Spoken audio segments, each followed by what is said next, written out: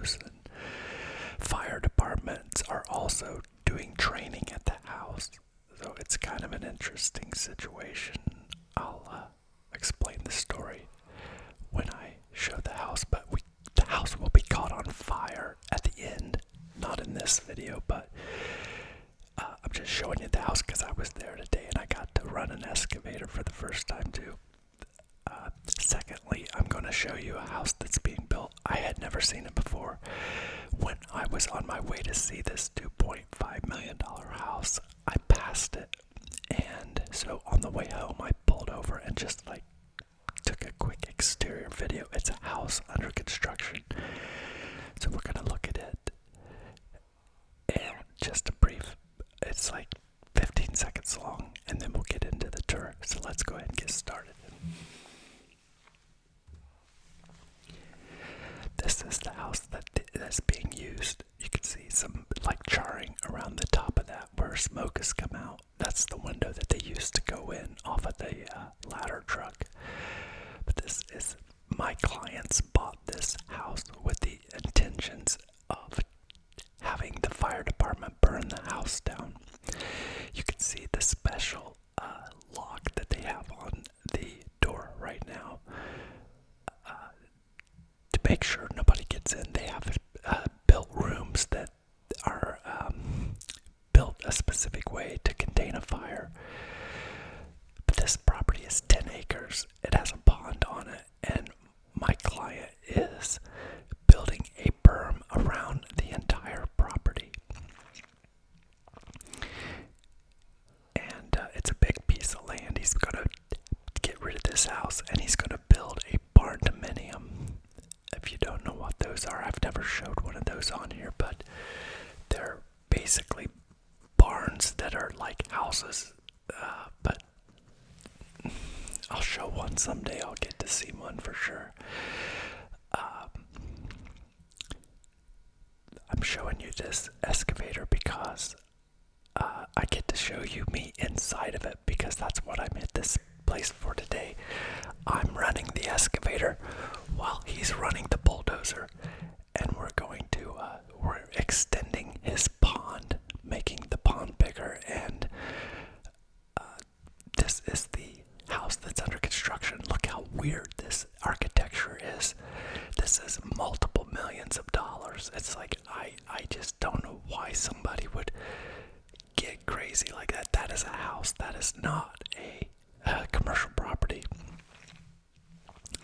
This is the neighborhood where the $2.5 million house is, but I thought I would show some of the trees because it's fall in Indiana and it's pretty. This is the prettiest time of the year, I think, because there's so much color. I like this sidewalk. It's stamped concrete, but the edges are just really crisp. The grass has been edged and it's really nice.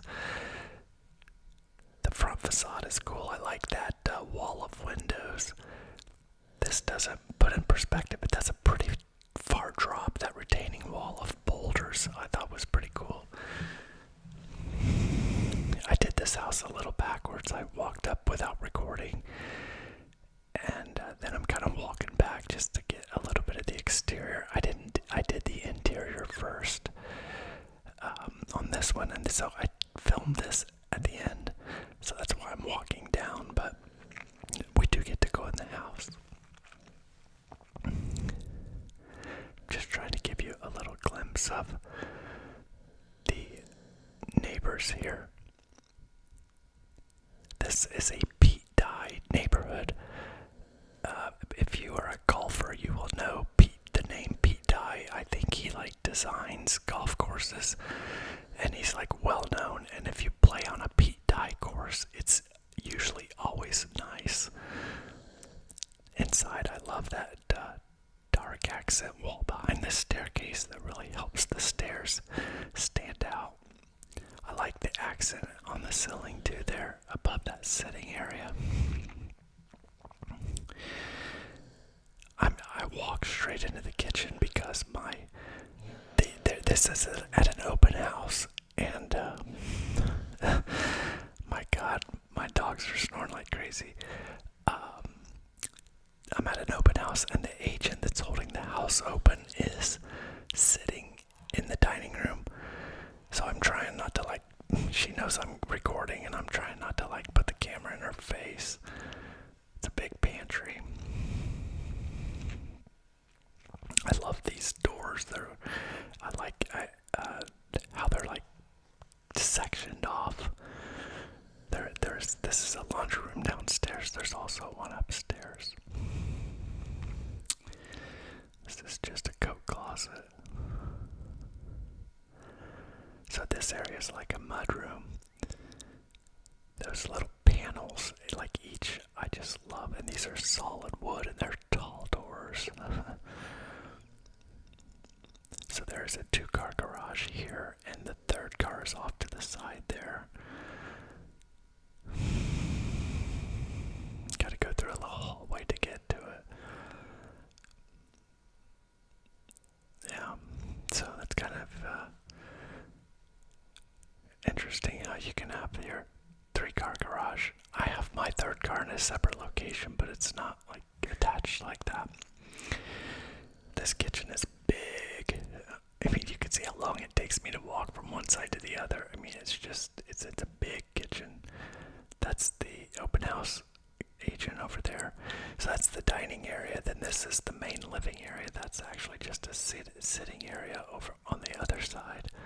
But this is really nice. It's kind of a tight living room. Then it's got a covered. You've got part of your patio back here is covered. I like the inlay on the ceiling. You've got waterfront because you got a pond on the back here, and then you also are on the golf course. You could get rid of that bottom patio and have a pool if you wanted one. They do allow them here. In fact, on the listing photos, they have digitally put a swimming pool back here in the listing photos. We'll take a look at those after we get done here looking at the doing the video, just to compare again, to compare the home, the actual walkthrough to the photos. That's an office over there we'll get to. So the main living area has access to the patio, as does that office. That is an electric fireplace. I like the built-ins. More built-ins there in the walkway. This is a hall bath. Just half. Then you have a guest's, or this is the office actually. Yeah, this is the office. I like the storage in the display areas, and then again access to the patio from the home office. This is this is a coat closet for the front door, and then this is a guest suite on the main floor. You could, I suppose, use this as a master bedroom, but it's not as big as the master bedroom. But it is considered a guest suite, but it does have a full bath of its own and a closet, a pretty good sized closet. We'll go upstairs first. This is that accent wall, which is really cool. They're really basic to do. It's all just basic lumber and math.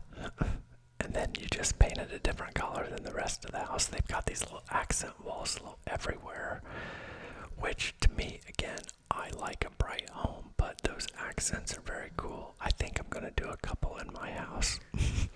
I keep seeing this dark theme, and I think that will, I think that will last a while as just a trend, and I think I just like it. I do. I think I could like it for a long time. That's what matters to me. So if it's just subtle little accent walls here or there, not everywhere. This room, I just didn't understand this room. It's got a sink. It's got it may have something to do with the Indian culture, because I know Indians lived here, and I know there's a closet down here that is specific for Indian clothing, and she said the name of it. But if there's any Indians listening, let me know what that closet's called, and maybe what that room is for, if that's what it is. She never mentioned that room because I didn't ask her about it. But it's just an interesting room with it's kind of like it should be a bedroom, but it's some sort of hangout room. This is we're in the master bedroom now. That was the master closet. This is the master bath. Double sinks that are pretty far apart. And that shower is just huge. I don't think the camera does it justice how deep it is. And there's a third sink. There's actually a sink in the water closet. I have never seen that before. So this bathroom actually has 3 sinks. This is the master bedroom, and again, it has access to the upstairs deck. I was gonna go out there, but it's just the same thing. I can see the view here. That's the golf course, basically, you can see. And then now we're gonna go to this closet that I'm like, what is this? And then you just walk out this door. Oh no, this is another bedroom. After the bedroom, we'll go to the other ones. We had the guest suite on the main. That's one. We had the master. Now we have this one. So now we're in this is the third bedroom, but it has its own bath as well. And this is the closet area for that bedroom. Nice for being a secondary bath. Come on, that's nice. Yeah, that's nice. And that's where we go to this room. This is out of the hallway into this closet that is just a closet. And she said this closet has a name, and it's from the Indian culture. And I can't remember what she called it. But yeah, there's just the 2 bedrooms up there. That's the mechanical closet. So the upstairs has its own furnace and AC. The downstairs has its own. The main and the basement are on one, and the upstairs is on one. Was that another bedroom over there? Was that a bedroom I didn't go to? Maybe that was a bedroom I didn't go to. Yeah, that's the agent. I think right here is where she's telling me. I should have just went back and listened to the video because it has audio. I removed the audio from the video where I'm recording at the house, but I can still hear it. I just remove it to make this. Now we're in the basement, and this is like a living area. This is all just one large area down here, and then you have a pretty large mechanical area. This is the wine cellar. And then the bar area. This did have this one room here off of there, that's right. And this, I think this did have a closet. Yeah, it has a closet but not its own bath. So this would be a bedroom as well. So that's another bedroom.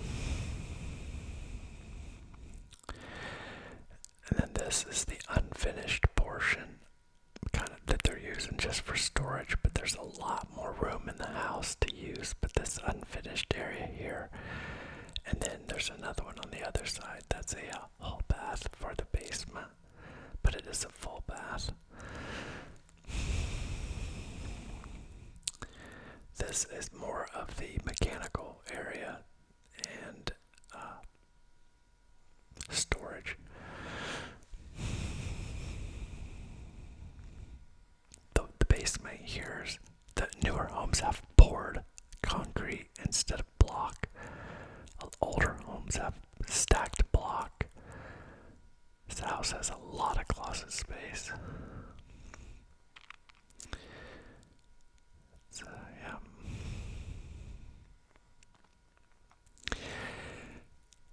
You have this kitchen area, bar area, and then is a projector screen. And of course it has speakers mounted. I'm sure it sounds good.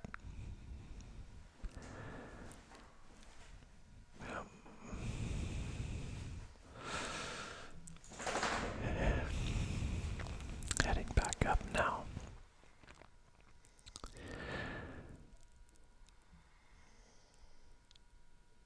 What do you think? Do you like this home? I think it's pretty.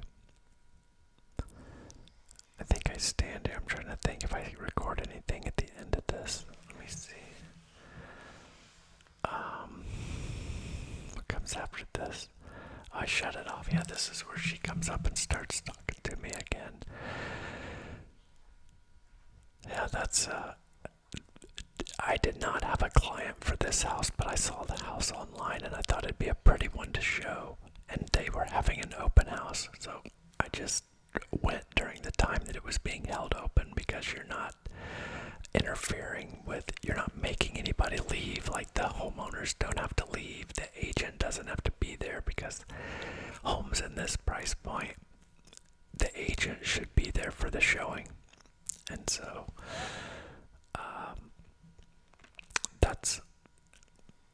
that's what I would do on a house like this too. Yeah.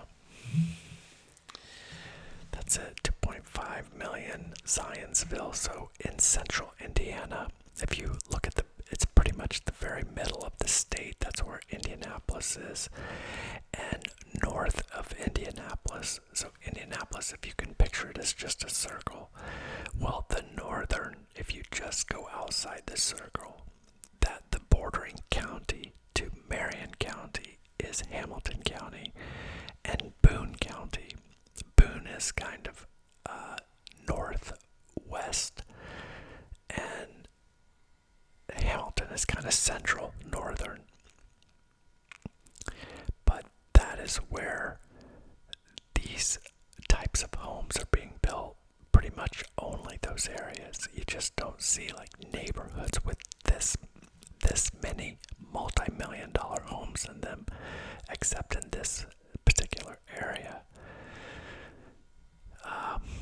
But it's kind of the best area of the state to live in for sure.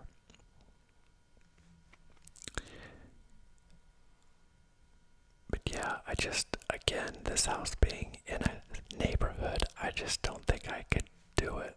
Maybe when I get older and I can't take care of my property, but I don't know. I just don't.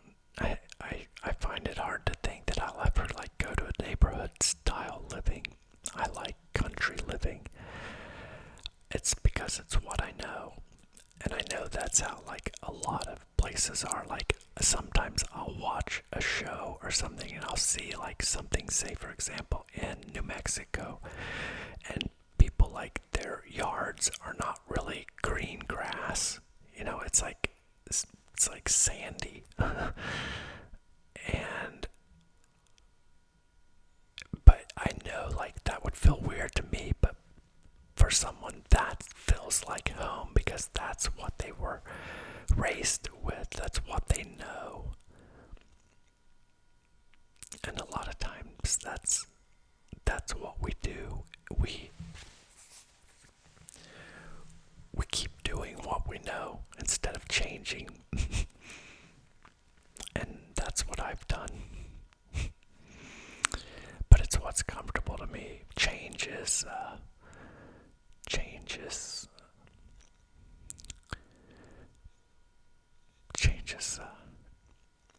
hard. I've heard it said before.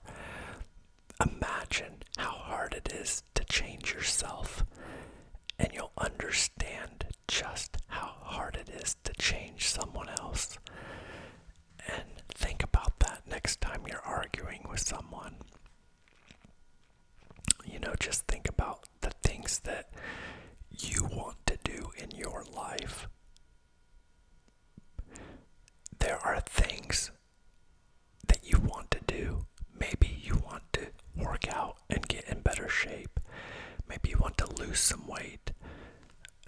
Maybe you want a better job.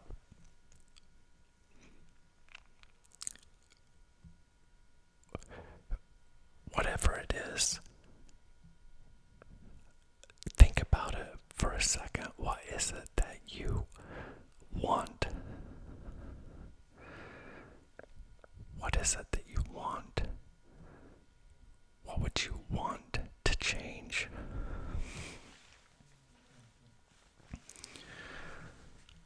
If you could change, what would you want to change? Are there things that you want to do and you're not doing? Why then are you not doing them? It's because it's hard to change. It's hard to do the things that are required to get you the things that you want are hard.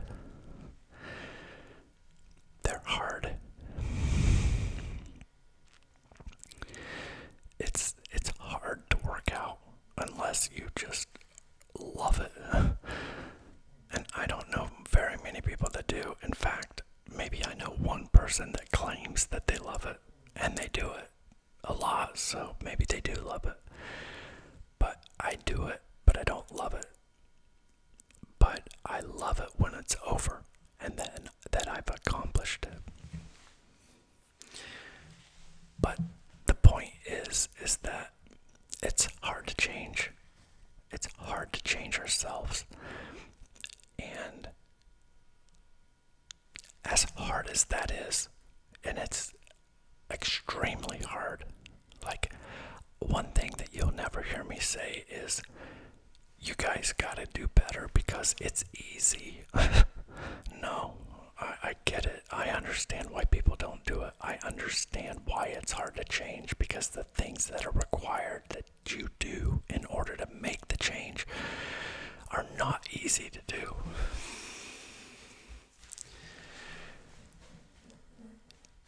And so that's why we fight change.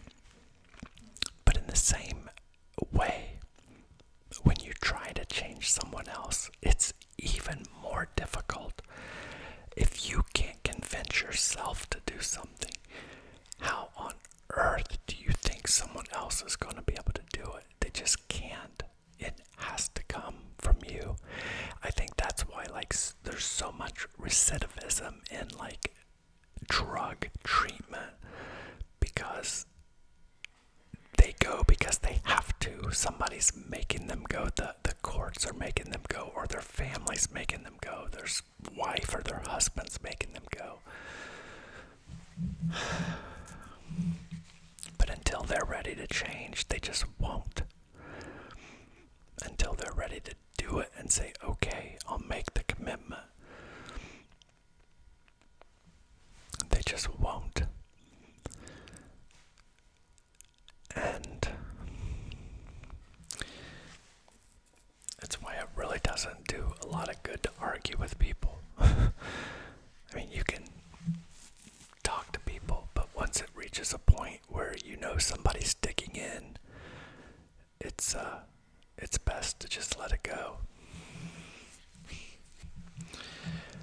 I know all too well at the times, even me, just my rambles, like in my videos, I'll say something opinionated, and man, it's, people want to respond to it.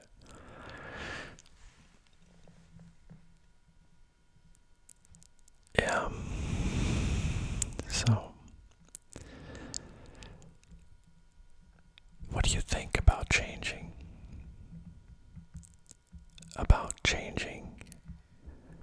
Maybe that's what this video should end with, a call to action. A call to action to make a change. One of the things that you've been thinking about, one of the things. That's I think another reason why we don't become really successful with the changes we want to make, like New Year's resolutions, and because we make New Year's resolutions, multiple, plural. But if we focused on one thing at a time, we would be better served. But it's like everybody's got all these things, the problems, your own problems, your family's problems, your relationship issues, the world,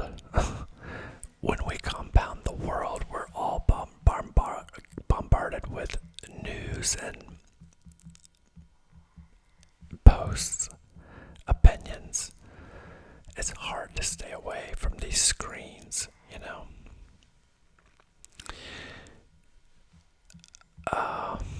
But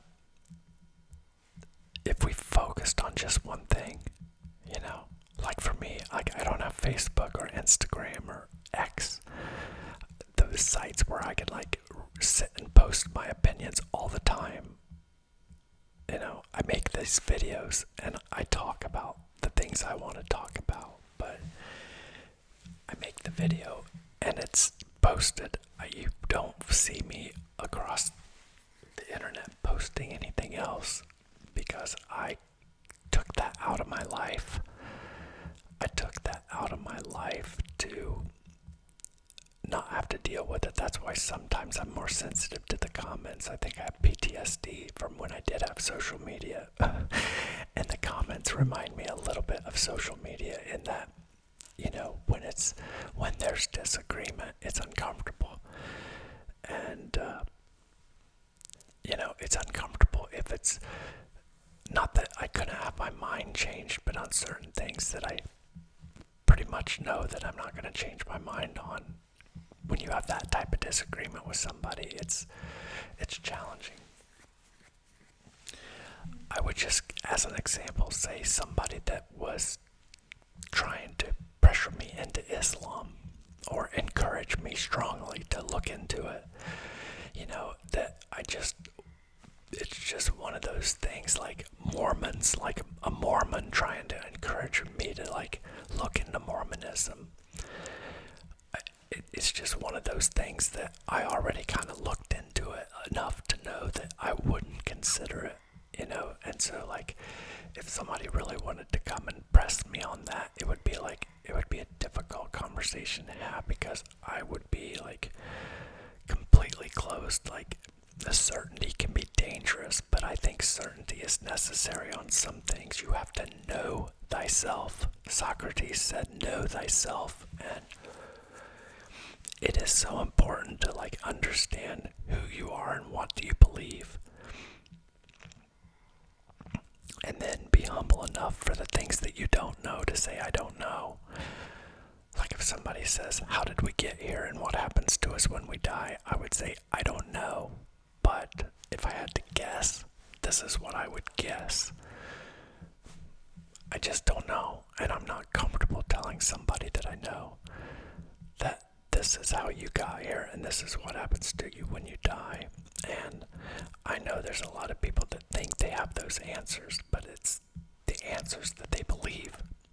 And it's the answers they believe similar to the way that I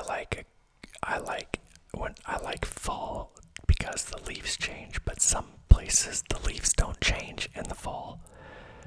Some places I have grass in my yard. In New Mexico they don't. Some places may, but a lot of places don't. And they like that. They like that. That's home to them. And I like this. This is home to me. And in the same way, it's the belief system in that I grew to like grass because I was born in grass. I was born when I got home from the hospital, I was taken to a home with grass. And in New Mexico, in certain places, when they're taken home, they are not taken home to a place with grass.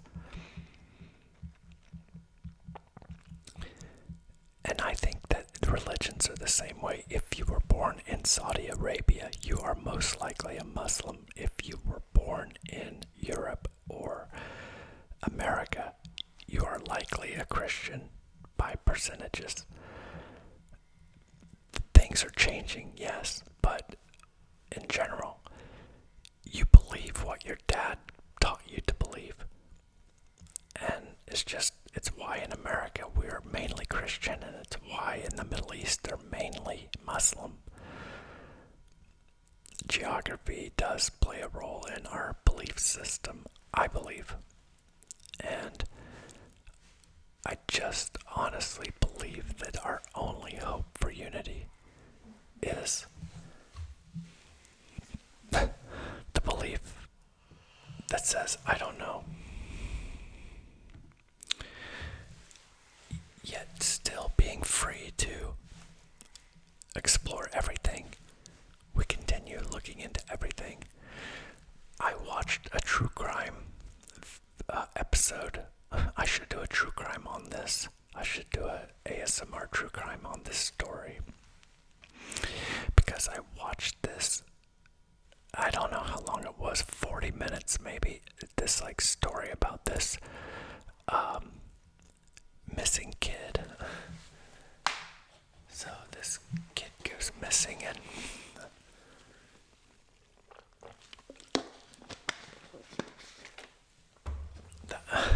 this kid goes missing, and the mom can't find him, and it's like 5:30. He's supposed to be home, 5:30 in the afternoon. It's still daylight, and so like the kid is like so diligent and so like proper that they know something's wrong almost immediately, because like the kid has like a watch that gives him an alarm, and he's always been like the perfect kid. I know he's 8 or 9 or something, 8 or 9 years old, and so 6:30, they're out driving around looking for him. 7:30, it's starting to get dark, and they are 100% certain something bad has happened. So they go to the police, and they start the largest manhunt this town has ever known. The largest manpower search ever performed in this town. Well, 1 day goes by, 2 days go by, they can't find the kid. Well, this psychic, and this is true crime, keep in mind, okay? This psychic goes to the police department. She said, listen, I know you're going to think I'm crazy, but I do have abilities that I think are beyond normal. Well, I went to bed last night, and I had a vivid dream that he is in this vacant lot located at 123 Main Street, or whatever the address was. It's a popular vacant lot where kids hang out. I believe he's there. I believe there's an old septic tank there, and I believe he's in the septic tank. Well, the cops just kind of, okay, thank you, ma'am, we'll go check it out. Well, when she left, of course, they just laugh it off. Well, so nothing happened. So this lady then just cannot give up on this vision she had. So she wants to drive by this place and see the lot. So on her way there, she sees the chief of police, or whatever the head of the fire department's called. What do they call it? Captain? I don't know what they call those. Fire chief. The fire chief. Anyway, they usually get their own like pickup truck or Suburban or something to drive around, at least in America. Anyway, she sees him, and it's like 30 seconds from the lot, so she pulls over and she said, listen, I know you're gonna think I'm crazy, but I had this dream and it was so vivid. I believe that's where this kid is at. So he said, listen, fine, I'll satisfy. It's right there. Let's go take a look. And so this fire chief goes with that lady to that lot, and they walk that lot. They find the septic tank. They open the lid, and the kid is in there. It's real. It happened. It's documented. Now, the crazy thing is this. That really wasn't the premise of this true crime story. That story took up like 1 minute or 2 minutes of the 45-minute documentary on this true crime. And I'm like, oh, wait a second. Yeah, I get it. This is sad. The kid's missing, and obviously he was found not alive. And but a kid had done it that was he was 15 at the time. The kid that did it, he lured him there. The kid just wanted to know what it felt like to do that to somebody. He was one of those kids. So he wrote a note. He wrote a note exactly what, step by step, what he would do. Step 1 was like pull his pants down and not like all the way, just underwear was on. And just pull his pants down. It was about humiliation.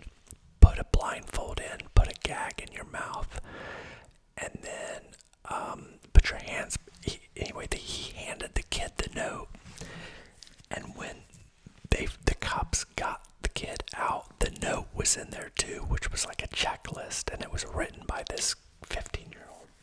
Anyway, the documentary had to do about, they've changed, the Supreme Court ruled that if you were under 18 and you were a juvenile and you were sentenced to life in prison without parole, you have to get new sentencing hearing.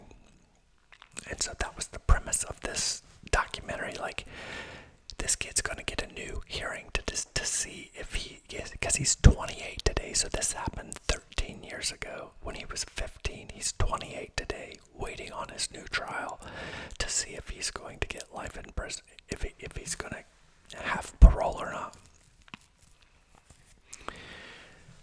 At any rate, the point of this story is telling you this, is that the psychic was just like, she would not stop. She's like, I know where he's at now. She was not connected to that family of that kid in any way at all. I mean, the only way that can be explained, if the lady does not truly have psychic ability, would be that maybe she was sitting in her car in that vacant lot. Maybe she was sitting in her car across from that vacant lot that day, and she just happened to be looking over and see something going on with that kid, with the two kids. And she saw it happen and didn't stop it, and so she just drove away. But yet she knew it happened. She knew what happened and where it happened. So she concocted this story that she's a psychic. Otherwise, there's no, what other explanation could there be as to how this lady could have known? This was definitely before they found the kid, and before anybody had any idea of anything. It was the first time, like, I saw something that made me think, wow, okay, maybe I know there's energy, and I've always wanted to believe, like, in, like, mind over matter, and that, like, our, you know how they say we only use, like, a portion of our brains. Well, I've always wanted to secretly believe that there are other powers to be had, and that was the first time that I actually thought that maybe, because, like, I can't, like, science fiction stuff and, like, Batman movies and Superman and, like, superheroes, or, like, supernatural movies where there's, like, monsters and ghosts and spirits. I watch them and I'm like, oh, really? It's not like I'm, like, disgusted by them or think like I'm too good for them, but, like, my logical mind can't watch it and think it's a possibility, because I just don't believe in Superman or Batman, or the ability that there are, like, supernatural powers, like that we could fly or stop a bullet, or I haven't allowed my brain to go there because I've never seen any proof. Extraordinary claims need extraordinary evidence to convince somebody like me. And but that was convincing. I wish they would do a documentary on that and interview the lady and put her up to a lie detector, and I'm like, did she see? Because she could have, if, again, for her to know about it, she would have to see it. And if she didn't know about it, then she did get some sort of, like, image, dream. She did get some sort of, like, answer. Where's this kid? This is where he's at. What? I don't know. It kind of blew my mind. Obviously, as you can tell, it's really affected me. I just went on and on about it. Anyway, let's get back to change. And maybe you're asleep already, and I'm telling your subconscious mind to choose one thing that you need to change and focus on it. Now, focus on it. Like, if you don't do it, you won't live. You have to do this one thing. Focus on the first change, and the second one will be amazing. Thank you for watching. Good night.